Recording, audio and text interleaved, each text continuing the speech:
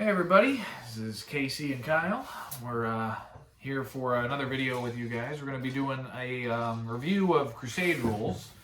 Today we're going to be reviewing the Necron's Crusade rules. Ooh. Yeah, there's a lot of codex reviews. Yes. And most of them are like, and then there's a bunch of Crusade stuff. Yeah. Like that's the Crusade portion. And that was the part we were always interested in. Yeah. And they didn't ever say anything about it. They were like, oh, they have some cool Crusade stuff. Yeah. Here's this really cool thing you can do to win. Yeah. You know. And then and obviously we don't care about winning. So. Apparently we don't. Except for Connor. Yeah. It's only when he wins. Connor and Jack. Yeah, but usually the codex reviews, it's about unit stats and then what got buffed, what got nerfed. And the match play, you know, like you're... I mean, I know that's a big part of it, yeah. but like whenever I see a codex review, I'm always like, well, what's the Crusade stuff? And then they never talk about the Crusade stuff. So we're gonna correct that, or try to in our own way. Yeah. So like I said, we're doing the Necrons. As the Necron player this season on the Crusades, like their Crusade mechanics are okay, but it's definitely telling that they were the first. Yeah, I think it does suffer from the edition. Yeah, because pretty much everything from Drukhari on. I mean, Drukharis are okay. Yeah. I think really once you get into like Grey Knights, Thousand Suns, like Admech. Yeah, because like they have a different thing you can do. Like Admech are collecting. Yeah, they're building their arcana to build a thing. Yeah. Orcs are making stuff. Yeah. Thousand Suns are going and getting their rituals. Arcana and that kind of stuff. And then Grey Knights have hunting a demon. Yeah, they have their own nemesis demon. And so I think they've really hit their stride here in the last few. And I mean, Crusade was new when obviously this was the first codex. This and Space Marines was the first codex that came out. Yeah. So you expect it to be a little bit more bare bones. It is. I mean, I don't think it's bad, but in comparison to what you and Connor were working with, because I know you said Drukhari isn't super. I mean, Drukhari's okay, but like it definitely felt. Drukhari is the same kind of thing as the Necrons is. Yeah. And we'll get into that in a minute, but you can't just like not worry about the mission and just focus on your Crusade stuff because your Crusade stuff is tied to you winning games. To winning, exactly. And that's the thing that's not as fun about it, because it's also generic Space Marines. They had their Crusade rules alongside Necrons. We're not going to be reviewing them, but we will eventually. We will eventually. But all the ones that we have, we will review eventually. But there is an apt comparison here.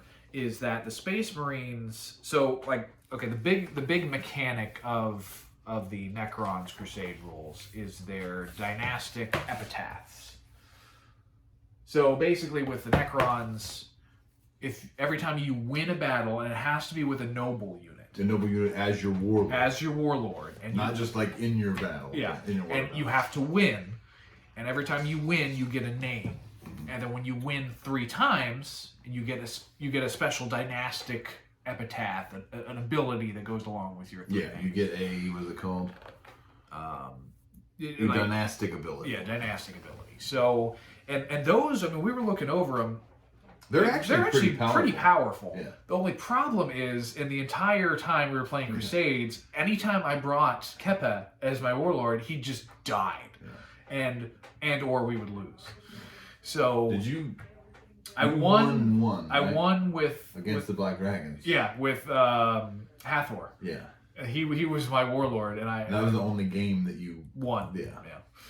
So it wasn't a good Crusade season for the Necrons, but that's the thing.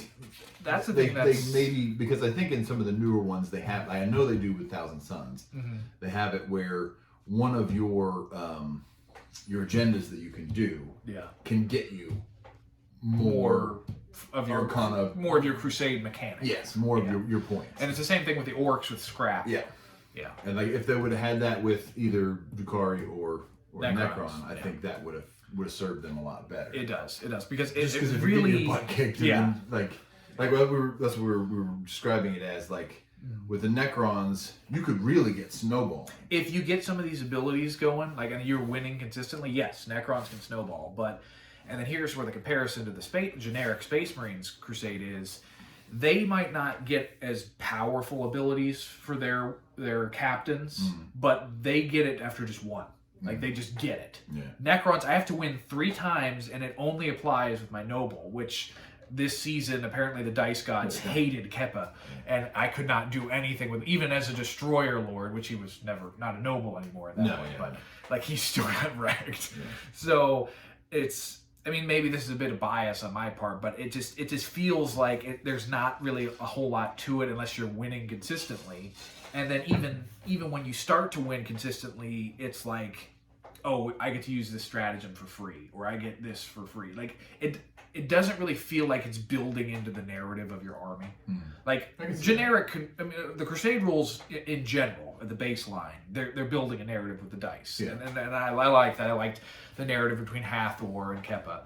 But with their Necron's actual Crusade rules, their unique mechanic of dynastic epitaphs, like, ooh, I got a special names that won 3 times in a row. Yeah, and I think that is cool. Like, because if you're a Necron, like, yeah, I mean, it's thinking about it from the Necron's point of view. Yeah, it's all about their honor. All, yeah, like you want to have your when you enter the area, you want the guy at the door to read off for your 14 minutes, you know, about what all your names. Yeah, which, I mean, that's cool from a bit of a fluff, but.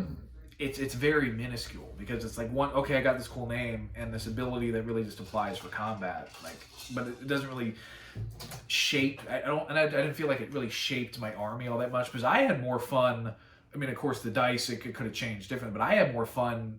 Like, okay, what's Hathor's story? What's he doing? I think you're more in line with the crypteks anyway. Yeah, that's true. I mean, there's like, a bit of bias built in there, but it's like that would have been cool. Like they have with Jukari, and this is kind of just based like the whole codex, not just the Crusade parts, but like with Jukari, you have your Cabal, you have your Witch Cult, and then you have your Homunculi Covenant. And then with like 3 separate things you can kind of bring together. Or even with the Admech, where you have Skatari and the Adeptus Mechanicus Tech Priests. Like, it would have been cool if they separated them more out, where you had Destroyer Cult things, and then you had Canoptic things, and then you had the noble things, and then maybe even Flayer Cult in there. Yeah, but they would probably be more in the Destroyer cult. But I mean, it's like I said, it's not terrible, but in comparison to the newer stuff, it does seem very bare boned. It's not. Like, I found myself with Crusade envy, you know, especially looking at the orcs. Yeah. The way, like Connor, he had like every time he could like just upgrade his warlord, and yes, it applied mechanically to the battles, but it was also like, yeah, he's winning these battles, he's getting bigger and meaner and greener. It was like, that's cool. Like, what do I get? Well, if I win with Keppa, I get 3 a name. times. Yeah, I get a special name. Yeah, and like that's what I'm saying. Like, it's not just like, because he was, I mean, he did win the games. But even if he didn't win the mission, like as far as points wise, his was tied to when he leveled up, and he leveled up based on his killing things, based on getting his experience. Agendas. Yeah, and he would get a lot of experience. And the biggest thing was with his Wa. You know, his Mega Wa, his Mega Wa and stuff.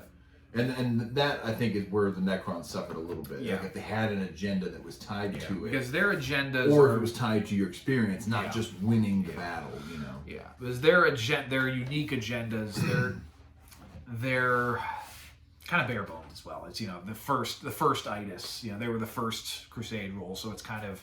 I think they're actually kind of cool. I mean, they're okay, but... I mean, the Unending Tally is pretty much like a harder version of Call the Horde. Yeah. Unless you're I guess if you're fighting a bunch of characters, like, you could go into it. Yeah, if you got into it. Basically, you have to kill 2 models. Units, not models. Or 2 units in a battle round. In a round. And it has to be with destroyers. With the same... Yeah, same destroyer unit. Yeah. Has to do it. And, I mean, you get 2 experience for doing it once, but... Yeah. That's pretty tough to do. It's pretty tough to do. Then you have Supremacy through Annihilation. That one's kind of cool. Yeah, that one's okay. It's basically you're just murdering folks. Yeah, just shooting stuff. Then they have Territorial Imperative, which I should have done, but I never really got around to doing it. Yeah, that one's kind of cool. Like, and I actually, either have to do it. What was your yours was healthy paranoia. Yeah. So it actually would have fit you more because it's like, get off my lawn. Yeah. The agenda, you know.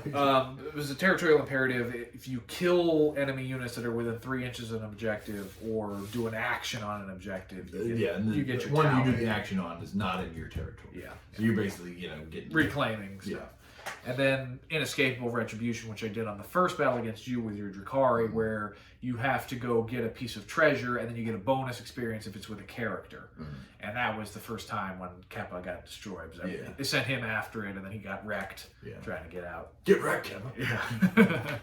Yeah. So that's their agendas. I mean, the territorial imperative is kind of interesting. I don't think they're bad. I don't think they're the best ones, but they are definitely not the... I think the worst ones by far are Death Guard. Oh, yeah. I think those are the worst Crusade agendas. Yeah. Their rules they're cool. fluffy. They're fluffy, but I would agree with that. This, with the Necrons, they're kind of generic. It just seems like you could easily see this in the core book. Like, it doesn't feel very Necron-y. Except for territorial imperative. Yeah, even then, you could say it. You could apply that to any of the Imperial factions or Eldar. So then you have your Requisitions, obviously, your cryptek arcana. Yeah, so the way it works in Crusade, I'm sure everybody knows this. But, especially if you're watching us. Yeah. So you can, when you're building your guy. When you're building your army, and after every battle, you get a requisition point. Yeah. Well, when you put your cryptek in, or your cryptek in there, you can, because it costs power level and points. Yeah. It's not like in match play where I get a dynastic advisor. I have to add him in with power points for the Crusade. Well, no, I'm saying the cryptek arcana. Oh, yeah. Because you pay for that with either power level and points in match play. And you can do that when you bring them into your roster. You go ahead and pay that. But if you don't, then you can add it in later with the requisition point. Yeah. And you raise his power level by 1 or whatever. Every time I do it. Yeah. But, I mean, that's fun. Like, you just add some cryptek arcana. Yeah. It's, that one was fun. The one that I thought was it was the best as far as fluff-wise, that it really felt the Necrons, their lore and everything, was the slow decay of the self, which is what I did to Keppa for the last battle, is you take a noble, and a noble that's kind of gotten a couple battle scars. You can spend the requisition. You have to pay the power level. Of course, you have the supply limit for it to afford the power increase and everything. But basically, you turn him into a destroyer lord, and it's very fluffy because it's like, okay, he's fallen to the destroyer. Yeah, he basically loses all of the noble thing. Yeah, I mean, he still has the keyword, I think. He doesn't have the noble anymore. It doesn't give him the noble anymore. No. He loses the noble. He loses the noble. Okay. So he becomes. I know he lost the things or whatever. But. Well, yeah, he couldn't do the protocol, but he doesn't even have noble anymore. So, but I mean, it was. Oh no, I'm thinking of the battle scar. That's he loses the battle scar, but it's very. That is very fluffy. I think they're actually all pretty fluffy. Yeah. Like the Glory of Subjugation, that's when you beat another Necron force. Yeah. And then you could use that fresh recruits or whatever for free. Yeah. Like, because you're like taking on their thralls or whatever. Yeah. But I mean, I never fought another Necron player, so no, obviously, yeah. and the orcs have one that's similar. Yeah, they do. But then you get cunning advisors, so that's when I can add a cryptek to my crusade force of my noblest blooded ranker. Yeah, you can raise his rank, his starting rank. Yeah, starting out like you've done so well that this dynastic advisor has taken notice of you and has come to assist you. Of course, with the way the story of the dice that told it this season was completely the opposite. Yeah. And then this one's pretty cool too. Like the Eldritch Artifice. So when you don't have any vehicles either, so obviously it wouldn't apply to you. But when your vehicle levels up, if you have a Technomancer, it can give it a free weapon enhancement. Yeah, weapon enhancement. Which is cool. Which is cool. I mean, I think those are okay. I would definitely say the slow decay of the self is probably my favorite, just because that felt the most true to lore. Well, I think that just fit with what happened to Keppa. Yeah, I think that's why it was so cool for you. Yeah, because it just fit. Just how the dice were how they hated Keppa so much. Then you have battle traits, which these you can add to a unit after they've earned enough experience. Yeah, they just like in the core book. Yeah, just like in the core and book. it's only for limited units. But actually, that was now that there's so many more core units, that really opened up. It did. Because that one that you got, what was it called? The Undying Revenants. Yeah, where they come back because I basically when I roll for reanimation protocols, I get to automatically switch one of the dice that I roll to a 6. Yeah. And you're really good at rolling those. Yeah. Like there was so many times where you needed just one more. Yeah. And like you would have brought back a Scorpek Destroyer. I think even a Spider one time. Yeah. Not a Spider, a Scarab. Scarab Swarm. So you rolled 3 5-ups, and then that one was like a 4 or something. Yeah. Like if you could have just made that a 6, that would have came back. Yeah. Yeah. Like that. I like that. I like that trait. Because when the book came out, it was just Warriors, Immortals, Sniper guys, Death Marks, and then the guys that are riding the the Tomb Blades. Yeah. Those were like the only core units that you had. Yeah, now I can give these. I can leave these traits to my my Sono, my reanimator. Yeah. But it can't come back. I don't think it can. But I get these battle traits that apply to core units. Yeah.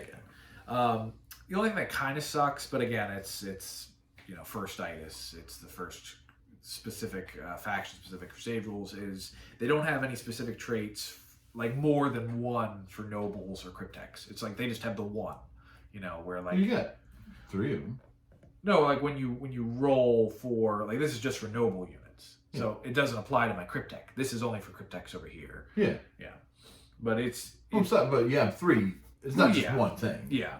Like the battle scars is just one. Yeah, that's what I meant. That's what I was getting confused. So the battle traits are okay. Yeah.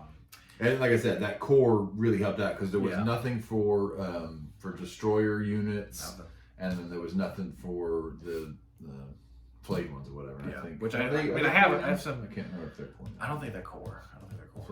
I'd have to look. I know the destroyers are. But this was kind of like a bit of my personal bias of this past season seeping through because Keppa never leveled up.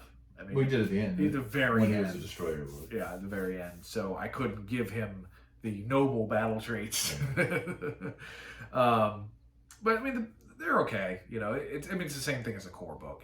So do you want to roll one randomly? Sure. Let's roll one for the noble. Yeah. See what we get.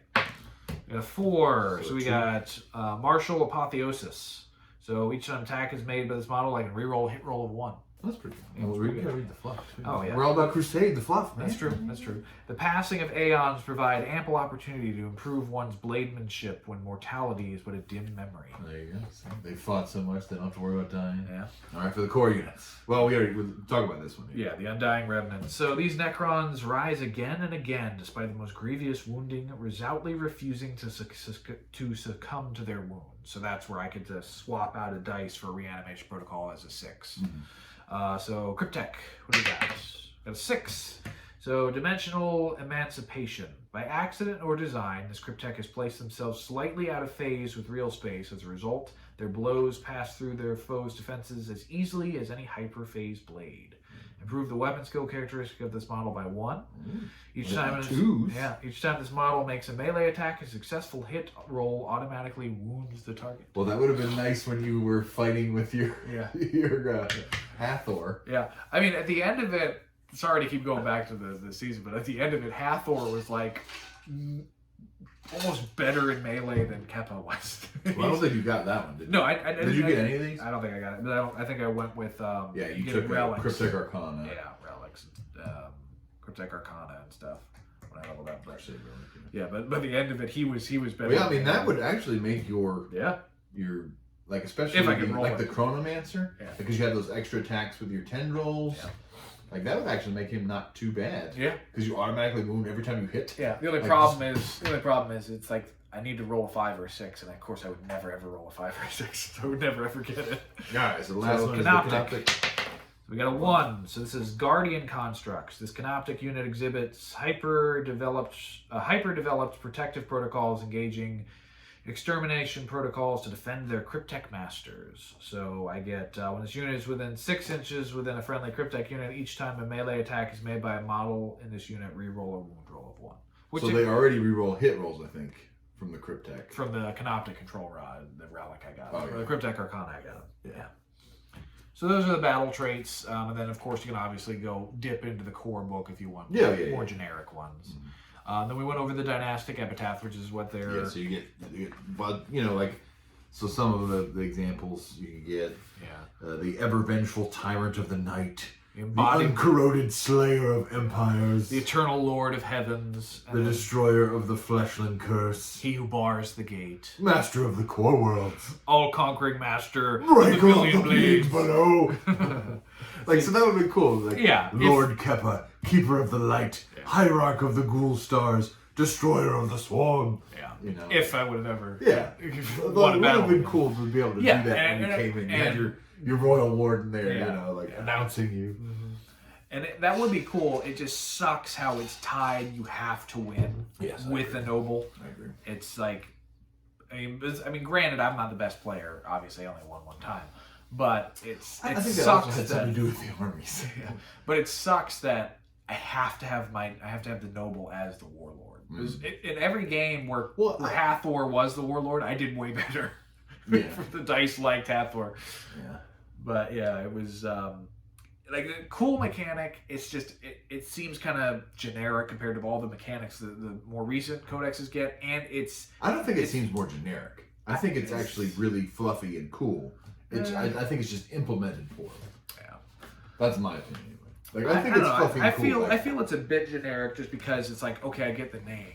Whereas like with like say the orcs, it's like, oh, I get to build stuff with my scrap, and then my war boss gets stronger, and then I get this, and I get like those are all mechanics. Like the only mechanic Necrons have is names, and it's only for names. Well, but once you get 3 names, you get pretty good mechanics. Yeah, but those are tied to the names again. Yeah, it's not like, you know, with the Grey Knights. It's like, okay, we're building up our psychic resistances, and we get to have as part of our mechanic a greater demon as our nemesis and all this. Like they have multiple mechanics. Necrons just have the one, and it's tied to victories with a noble warlord, and it's not very fun from my perspective. It's like, again, I could be telling a different story if the dice would have rolled better, but it just felt very lackluster for me because it's like, okay, the one time I do good is with Hathor, but then none of this mechanic applies to him.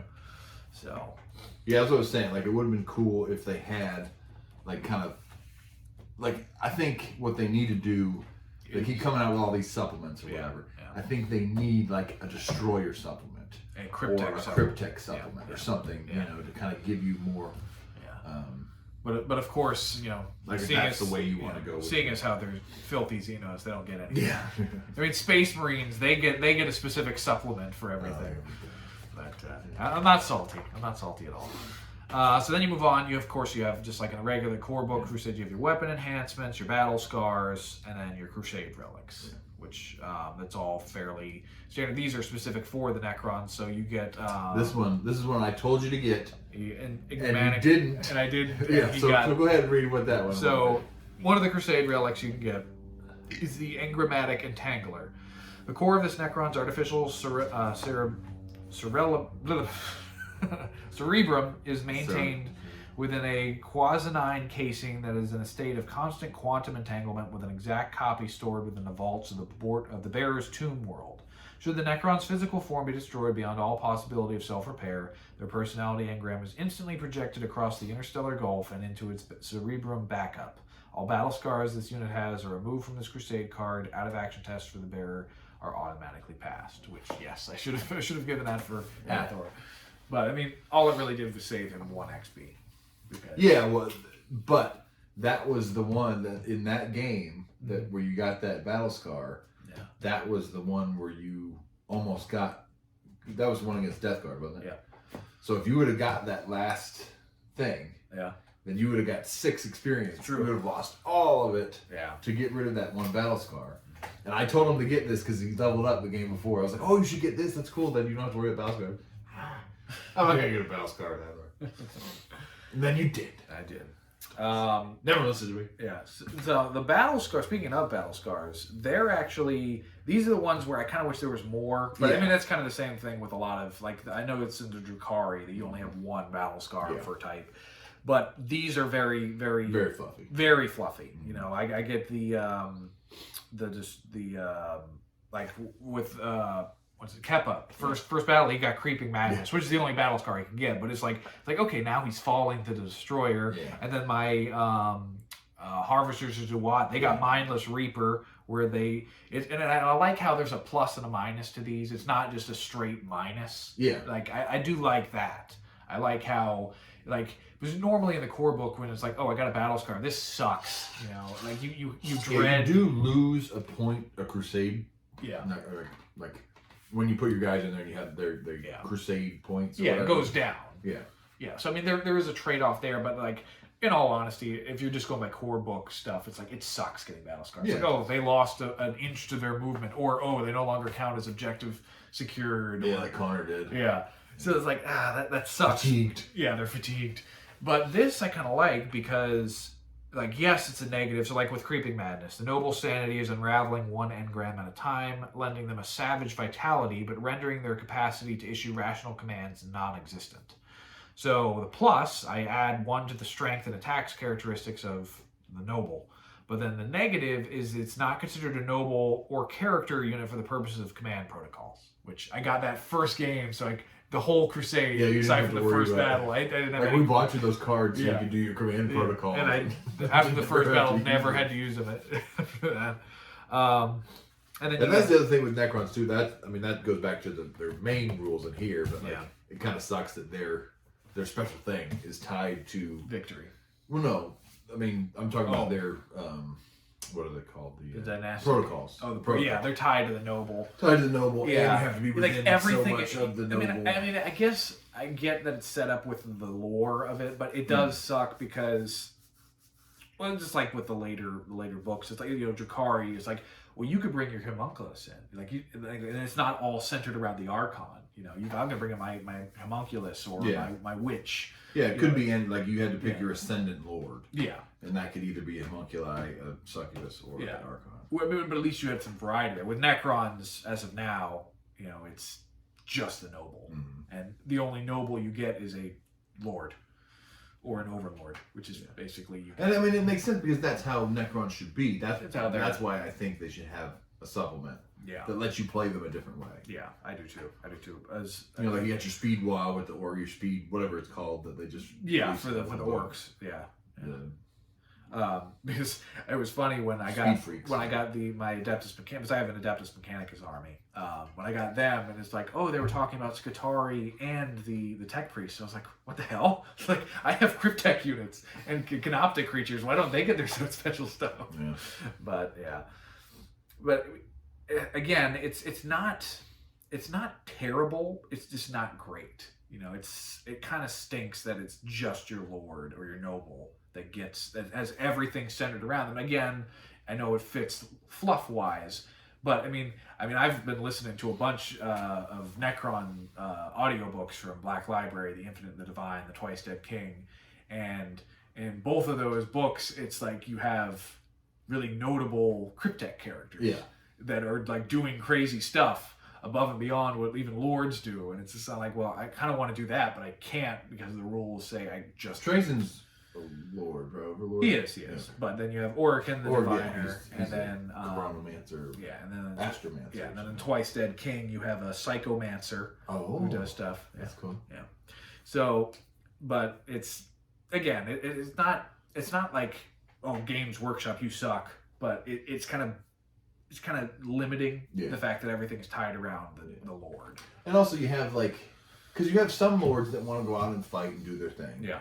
But then I'm sure you also have other lords that are more like, the general at the back, and they don't take part in the battle. Yeah. They send their generals out. Like Trazen. All their crypteks. Yeah. They send all their crypteks out there to handle it. Yeah. And it would be cool if you had a way to do that. Yeah. In the the rules. Because they did. Because GW has done a pretty good job this edition of kind of meshing the fluff with the rules. Yeah. I agree. And I think that they missed that in this. They did because they had the one supplement, the Pariah Nexus, which gave Necrons more relics. Yeah. And that was cool because they basically could, unless they roll a 1, automatically fully activate their relics, which that was really cool. And I like that, but it's still just, it doesn't give you new ways to play. It's just, oh, here's a new type of relic you can get and a new way of getting this relic. Yeah. But yeah.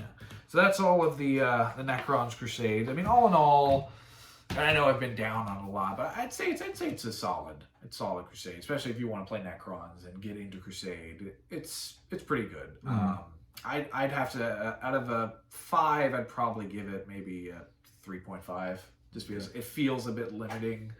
You know, especially like if you're like just a 7 out of 10-ish. Yeah, but if you're classic Necron fan, where like, okay, I want my Lord, he's going in, I have my legions, this is perfect. Yeah. But if you're more like me, where like, oh, I kind of like these crypteks, and I like what they can do, you're kind of limited because they're just secondary. Like they're not even secondary. They don't get any special mechanics. I mean, they get their traits and stuff. Yeah, you get a battle trait or whatever. Yeah. And you get your cryptek arcana. Yeah, but the core mechanic of the Necron's Crusade rules are centered just around the Lords, which is okay if you win, but it's also kind of limiting. Yeah. Yeah. So how would you? No, I think I agree with you. Yeah. I mean, I think I like the Dynastic epitaphs better than you did. I mean, like, I like the idea of them. From the idea of I definitely think that they should have had another way to get them besides just winning a game, the points wise. Yeah. You know, because that's the thing with with the agendas or whatever. Like that's what everybody says. Like, oh, you know, sometimes you don't have to worry about winning. Yeah. You know, as long as you're getting your agendas and getting your experience points and this, that, and the other, which is true. You know, it's true. You're an experience, but to get your thing and to get Drukhari's thing, you have to win the actual game, the points. Yeah. And so I do think that kind of lets it down a little bit. Yeah. But yeah, overall, I think it's pretty good. Overall, I would say. Granted, this is the first time we've got in. It was 9th edition, first time we got involved in 40K. But I do appreciate the Crusade rules. I mean, I do too. Yeah. I mean, GW could have not had any Crusade rules, but no, I do really like it. I do think. I mean, my prediction is next 10th edition, Necrons are getting split up. I think they're gonna pull the Adeptus Mechanicus route with them. I think they're gonna at least Canoptic, Cryptek, and Lord Destroyer stuff are gonna split off. I feel that's that's what I said something to somebody. They were talking about it, but I was thinking that they were gonna get in one of the Warzone books eventually. I think they're gonna get a Army of Renown with destroyers.